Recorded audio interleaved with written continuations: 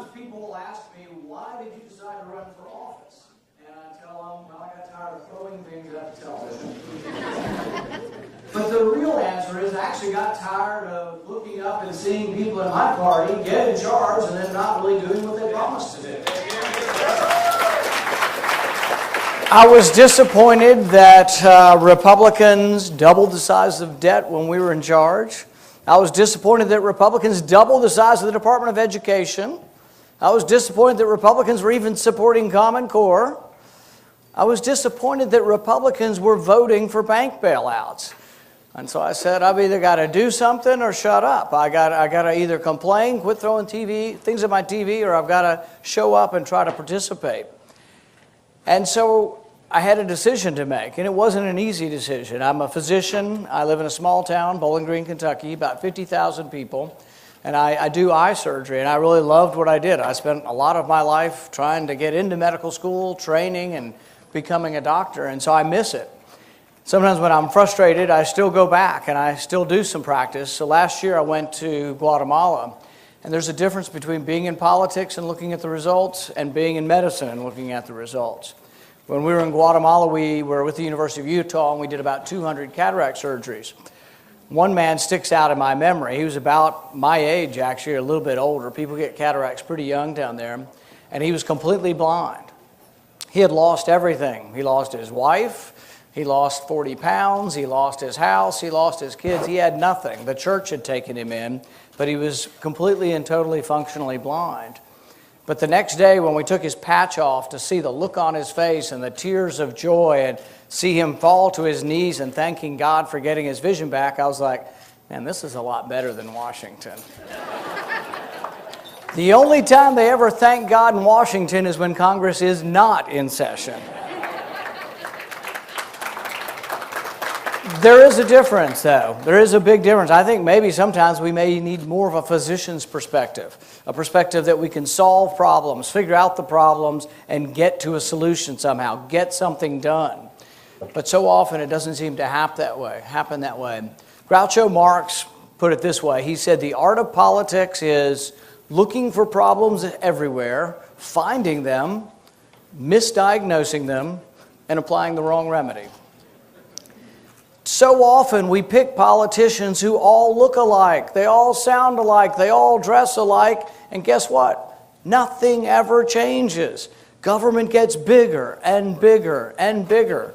So we ask ourselves, we have a decision now. We need to find someone who is going to represent us, someone who's going to be the leader of the Republican Party and make the country a better place. How are we going to get that? Some in our party say, well, let's just dilute the message. Let's become Democrat light, and then we'll get more votes. I couldn't disagree more. I think what we need to do is be boldly for what we are for.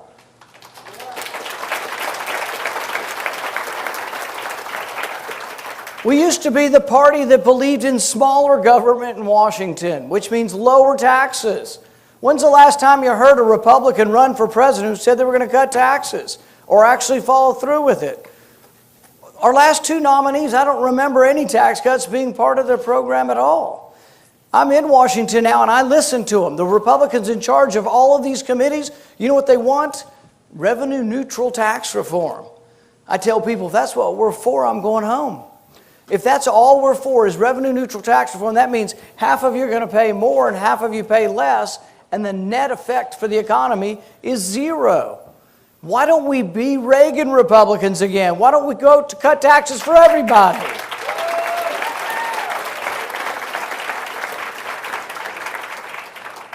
I think we can have manufacturing jobs in our country again, and one of the ways we can do it is by becoming competitive. People aren't going to build stuff here. Companies aren't going to be here if the taxes are higher than the rest of the world. Our corporate income tax is 35%. So people don't want to incorporate in America anymore. They want to incorporate overseas. And even the great American companies that are making a lot of profit, they make profit here and they're making it around the world, they won't bring it home. There's $2 trillion of American profit sitting overseas. What I have proposed, and we've done this one time before, what I've proposed is let's lower the rate dramatically to encourage that money to come home. I think there's $600 to $700 billion that could come home as a cash infusion, a private stimulus for the marketplace. What I would do with the taxes on that, I would tax it at a low rate, but then I'd take the tax revenue and I'd put it in the highway fund. We're $15 billion short in the highway fund every year. They call it the Highway Trust Fund. Here's a news alert. There is no trust in the trust fund.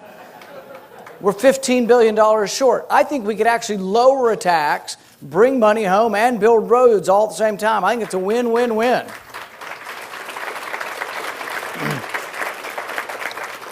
I think that's an example of not diluting our message, but looking for common ground. My co-sponsor is Barbara Boxer. Now, she and I don't agree on a lot, but we do agree that cutting this tax rate will bring more money home for infrastructure. The president wants more money for infrastructure. I raised my hand at the White House and said, I'll help. You voted for this in 2005. The president voted for this same concept for 1 year, and I said, I'll help. I've got a bill, Mr. President. Will you help? Maybe not so much anymore, but we'll see. We're going to try to put it on the highway bill. Maybe he won't veto the highway bill. If so, we could actually cut our tax and have more revenue coming in. The other reason why I think we ought to be actually for tax cuts, why don't we be for tax cuts to help poor people? If you want to help Detroit, Detroit's got 20% unemployment. It's devastation. You've got abandoned housing everywhere. If you want to help Detroit, why don't we leave more money in Detroit? So I have something called economic freedom zones. It's kind of like what Jack Kemp talked about years ago, but I say it's Jack Kemp's plan on steroids. We lower the rate, the federal taxes, if you live in an area of poverty, to almost zero, and we do it for 10 years. There are some employment requirements. You've got to hire some people who live in these poor areas to try to help. But for Detroit alone, it would be $1.3 billion. For Appalachia, my state, the poor rural folks that live in the mountains, be nearly $1 billion. So then we can have a plan for poverty. We can have a plan for poor people. We can have a plan for unemployment. And instead of, let's say, oh, well, we can get all the votes of people who own business. We're already doing that. If you want to win elections, you got to get the people who work for the people owning the businesses. You got to get out there and say, how are you going to help unemployment? And you could just be like the Democrats and create a new government program, or we could be like Republicans of old and be for tax cuts to help the poor. I think we could create millions of jobs again. When Reagan did this in the early 80s, we created over 20 million jobs. I think a lot of the jobs in the 90s were still being created because of the policies of Reagan in the 80s. To win again, for us to be the dominant party, for us to win not just Texas, not just Georgia, for us to win Ohio, for us to win Michigan, for us to win Pennsylvania, Colorado, all these purple states, New Hampshire, to win these purple states that aren't so easy anymore, I think we need to be the party that defends the entire Bill of Rights. We've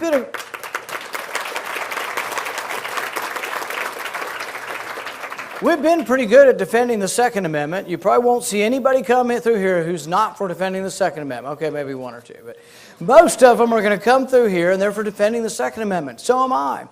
But you know what? I also want to defend the Fourth Amendment.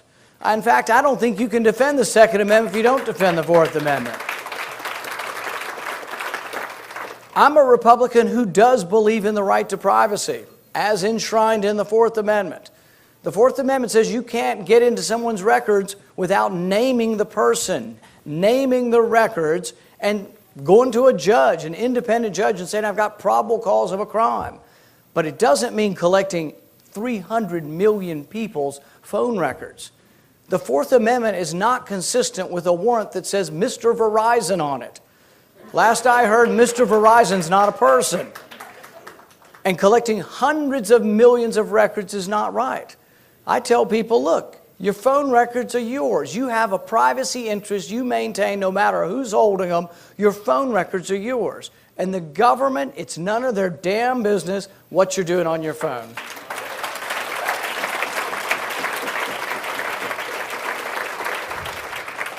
You can say damn in New Hampshire, can't you? We've got to defend the Fourth Amendment, the Second Amendment, the First Amendment. You know what? We need to defend the Fifth Amendment. The Fifth Amendment says everybody gets due process, no matter who you are. Government can't take your stuff, your property, your things without just compensation. And you say, well, surely they don't. Civil forfeiture. This is where the government can take your stuff without you ever being convicted of a crime. The Washington Post has done a series of this for the last 6 months. You know what they found? Disproportionately, the people affected by it are minorities. Disproportionately, the people affected by it are poor. Disproportionately, there are people who live in cities where the police have more patrols. I'll give you an example. Christos Sorovelos lives in Philadelphia. His teenage son was selling $40 worth of illegal drugs. Okay, punish the kid. Do something to the kid. You know what they did? They came and barricaded the house and took the house and evicted the family from the house. Often this is a poor family living in the city. The only one that's holding the family together is grandmother who owns a house, and her grandkids selling marijuana out of the back, and you're going to take grandma's house? It is insane. It ought to stop.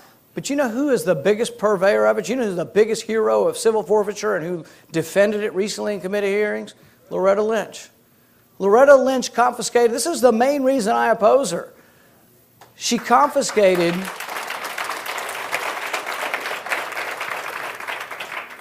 Loretta Lynch, as U.S. Attorney in Manhattan, confiscated over $100 million worth of people's stuff with no conviction. She went one step further. We passed a reform about 10 years ago letting prosecutors know that they had to file paperwork so the person whose stuff had been taken could get a lawyer and could get a time certain for a date and trial. She took their stuff and never filed the paperwork on purpose so the clock would never start. One company, the Hearst brothers, were a snack food candy company. She took $500,000 from them and kept it for 2 years. This shouldn't happen in America. I'm part of a movement and part of a bill that says we will reverse and turn justice back the way it should be, that in our country you should be presumed innocent until found guilty.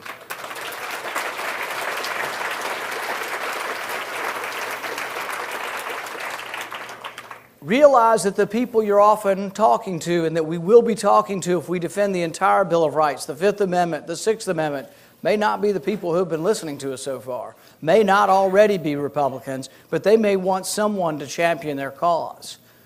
Khalif Browder comes to mind. The New Yorker did a story on Khalif Browder a couple of months ago. Khalif Browder is a 16-year-old black kid in the Bronx. He's poor. He's so poor that when he was arrested, parents couldn't make $3,000 bail. He spent 3 years in Rikers, a 16-year-old kid. I don't know if he was guilty or not, but in America, nobody deserves to be in prison for 3 years without a trial date. Sixth Amendment says you get a trial. It also says you get a speedy trial. I don't know what happened to him in prison. I can only imagine. But he tried to commit suicide 4 times. This should not happen in America. It's disproportionately happening to African Americans, to Hispanics, to poor people, to people who live in cities, who are please come more often, are being treated this way. You know what? If we were all of a sudden the party that cared about the entire Bill of Rights, nobody on the Democrat side has been doing a damn thing about this. All of a sudden, if we were the party of the entire Bill of Rights, the party that was once the party of emancipation became the party of the entire Bill of Rights again, I think you'd see a sea change.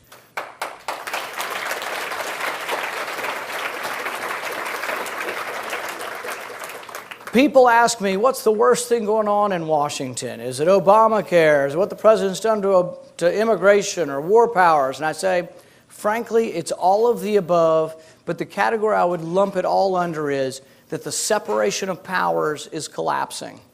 Our founding fathers were so prescient in the sense that they said, we're going to set up these co-equal branches. And Madison said, we will pit ambition against ambition. That the ambition to maintain power, if you're in the legislature, will be pitted against the courts and pitted against the president. Everyone will jealously guard their power. Guess what? Not so much anymore. This is one of the most disappointing things about partisan politics is Democrats just side with the president. They're not going to stand up to him on immigration because they like what he did. And I think you should stand up to him even if you agree with what he did. Because you can't have a president who just creates the law on his own. One of our philosophers that our founding fathers looked to is Montesquieu. And Montesquieu wrote and said that when the executive begins to legislate, a form of tyranny will ensue. And people say all the time, well, the president, you know, he's a good man. He won't do anything wrong. That's what his supporters say. All right, we'll get beyond that. But here's the thing is, even if you want to accept that, the reason we have rules is for who comes along after that. Madison also said that if government were comprised of angels, we wouldn't have to have any rules or restraint. This is the same kind of thing that went on a few years ago. We had a debate. In 2011, we had a debate over whether or not an American citizen could be detained without a trial. And people said, well, we've got to get terrorists, so we just have to do this. And I said, well, you realize that terrorists could be you. Some of the descriptions of who terrorists might be are people who have changed the color of their hair recently. Anybody in the room? I'm not going to ask. No, that's too personal. All right. Stains on your clothing, likes to pay in cash, has ammunition at home, has more than one weapon at home. You think there might be a time when you might say, I want my trial, I want my lawyer, and I want my due process.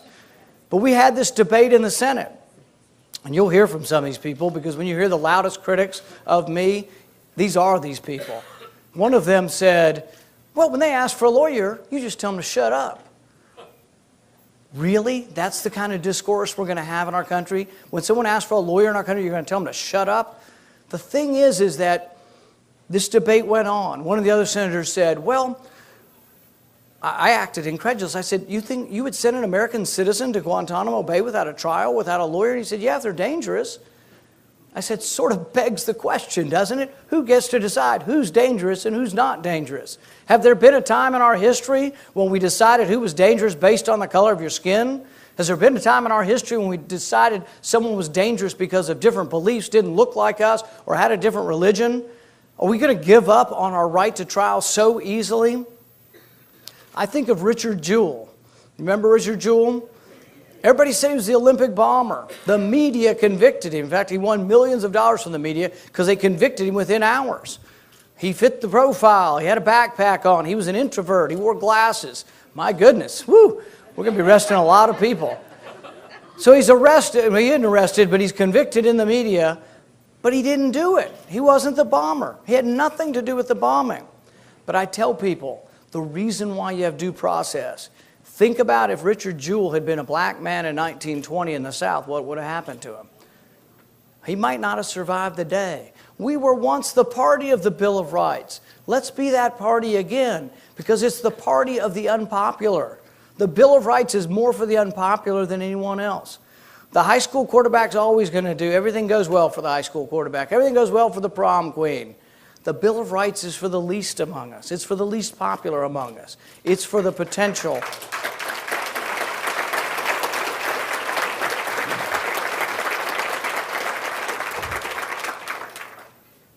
Of all the things that's gone on in the last 6 years, of all the scandals, and when I think of the scandals, I think of old MacDonald's farm of scandals. Here a scandal, there a scandal, everywhere a scandal.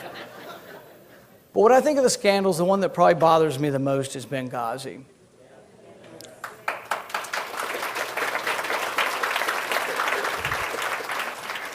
The reason is this. We have a potential nominee on the other side who wants to be the commander-in-chief. There is a bar you must cross. Will you defend the country? Will you provide security when it's requested? To me, it has nothing to do with the talking points. Everybody talked about the talking points. That was spin. It was disingenuous. It was politics as normal. But that to me wasn't so important. Even the day of, I could grant that mistakes could be made and maybe we couldn't get adequate support there because of the distance. However, someone made the mistake of having the support systems too far away. Someone should be told about that, and it should be corrected. But really what I fault Hillary Clinton for most is that for 9 months they pleaded. Day in, day out, they pleaded for help. In February, you have a 6-man or 6-person special operations unit brought home. A month later, another 6-person operation unit brought home. You get to April, and they're saying, this is Ambassador Stevens, we want a DC-3 to be able to get around the plane in case of emergency. And as you recall, when the emergency came, they were begging the Libyans to use a plane. So they didn't get the plane. Hillary Clinton's State Department turns down the plane, and you know what she approves 3 days later? An electrical charging station for the Chevy Volt.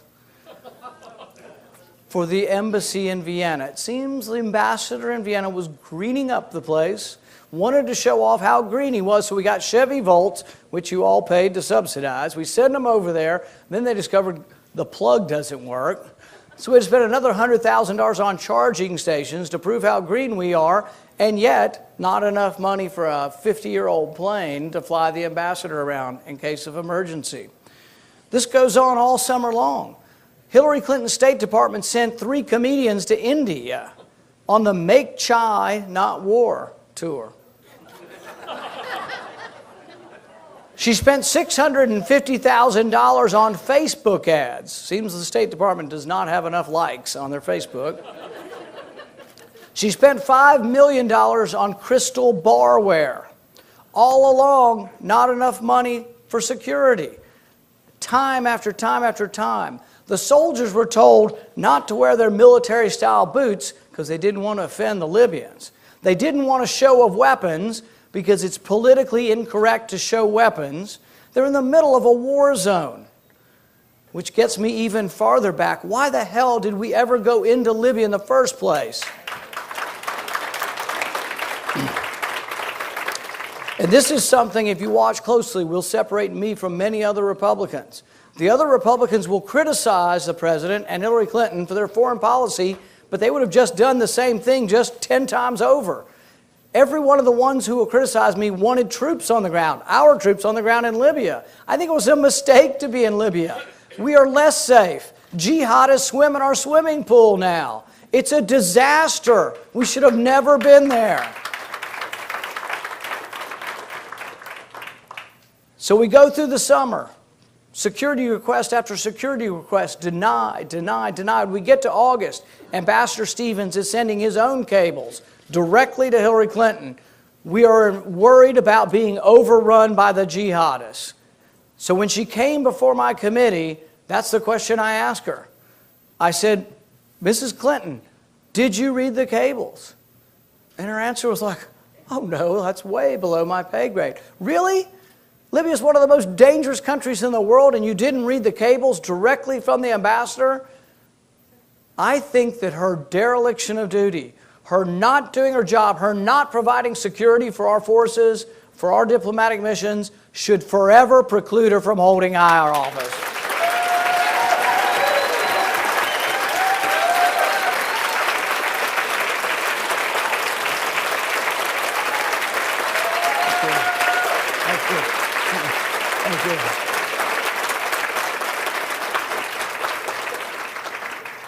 If we want to protect and continue our prosperity at home, we do have to defend ourselves.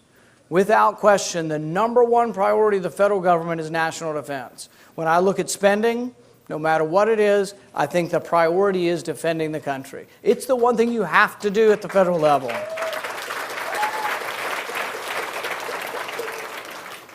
But we have to decide when getting involved is good and when it's not so good.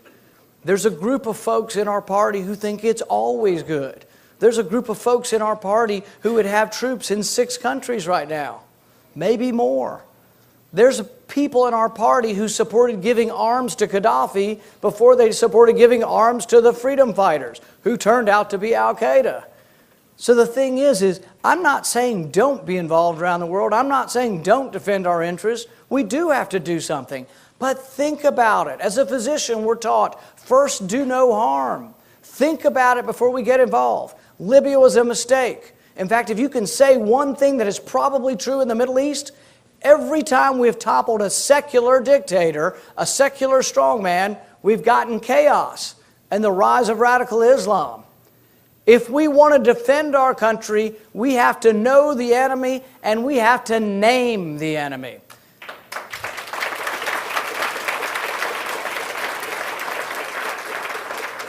The president won't name the enemy, but I will. It's radical Islam. Until we name it, we can't defeat them. And I can tell you this, that if I'm ever the commander-in-chief, I will do everything it takes to stop and defend the country against radical Islam.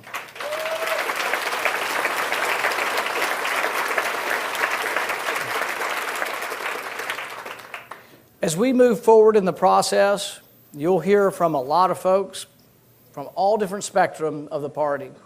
But the one thing I'd like to leave you with is I'd like you to think about how we're going to move forward and how we're going to win. And I think we need to stay true to principle. I don't think we need to dilute our message, but I do think that our message needs to be carried to new people. We need to talk to... We need to talk to business owners. We need to talk to the workers. We need to talk to rich, poor, white, black, brown. We've got to get out there and go places we haven't been going. And as we take our message forward, as we proclaim our message, I like to think of the image of Robert Henry was a painter, and he said to young painters, he said, paint like a man coming over the hill singing. I think when we proclaim our message with the passion of Patrick Henry, but also like a man coming over the hill singing, then I think we'll be the dominant party again. Thank you very much.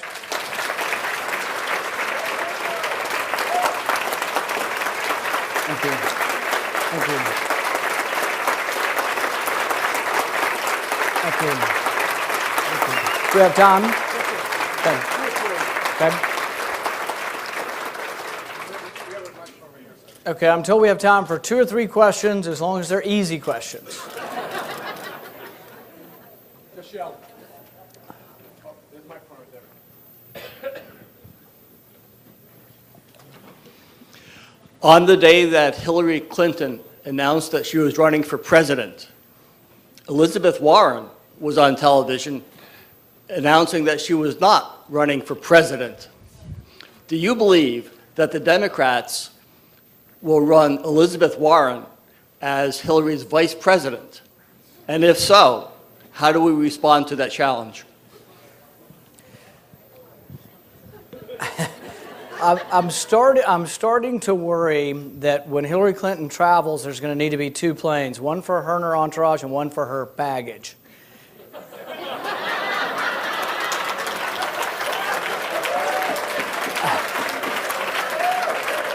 I'm concerned that the plane with the baggage is really getting heavy and teetering. And I'm concerned really that there probably will end up being more of a primary than anybody thinks over there, because here's the thing. I mean, the whole email thing, she's just sort of above the rules. She doesn't have to use a government server, and it's like, oh, well, my server was protected by the Secret Service. Does she think there's like floppy disks in her basement?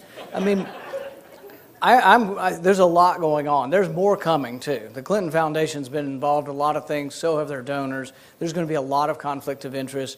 And I think it really, if she wants to be this candidate that proclaims about women's rights, taking money from Saudi Arabia, Brunei, a few years ago, a woman was gang raped by 7 men in Saudi Arabia. They arrested the woman and publicly gave her 90 lashes for being in the car with an unmarried man.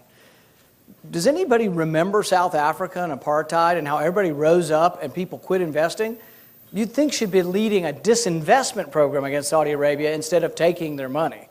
But she's got a lot going on, so I think it'll be more spirited. Probably maybe Elizabeth Warren's not running, but I wouldn't preclude anybody yet in the Democrat primary, because I think there's a lot going on over there, and she's had a pretty difficult month or two. I think she's going to have more when she finally starts taking questions. Woman in red right here. Hi. This is probably more of a states question, but you made me think of it when you brought up the house in Detroit and how it was taken from the grandmother. And we have seen several situations lately. In fact, there was one right in the Boston area where a child goes into the hospital, the doctor and the parents disagree, and the child is taken away from the parents, not for a good reason, and then the courts get involved and the child's away from the parents for 1.5 years. In Arkansas, it's happening because it's a homeschooling situation. Is there anything on presidential level or senatorial level that these kind of things, we're not talking about children. Well, I think I'm very aware of the circumstances you're talking about, and I can tell you, like with homeschooling, in my state, I have a friend who was homeschooled 30 years ago, and his parents were arrested. This was before any of the laws changed, but it sparked the change in law. And Kentucky was one of the first states to allow homeschooling, but his parents were indicted and were threatened with 1 year in prison. Were on their way towards court when the legislature finally changed the law. Some of the stuff with medical questions gets very complicated, but I would think courts would want to start out with parental rights, and it would be very, very rare, if ever, that children are taken away from parents. But you can't say never, because there are times when it happens. But I'm a big believer in the family, and that the rights originate from the family. And last question, we'll go right here on the right. Thank you for coming to New Hampshire, Senator. Recent reports indicate that ISIS has camps just south of the border, and some people say they're actually in the United States in camps. The military doctrine in the United States is to attack them before they get that close to our borders. Will you use military force to prevent ISIS from moving closer to us? The short answer is yes. The longer answer is that in December of this year, I actually introduced a declaration of war against ISIS. My main complaint has been that we dither along, and the president does it unilaterally, and that Congress isn't involved. The Constitution is very clear. When we go to war, it has to be through your representatives, and it has to be through Congress.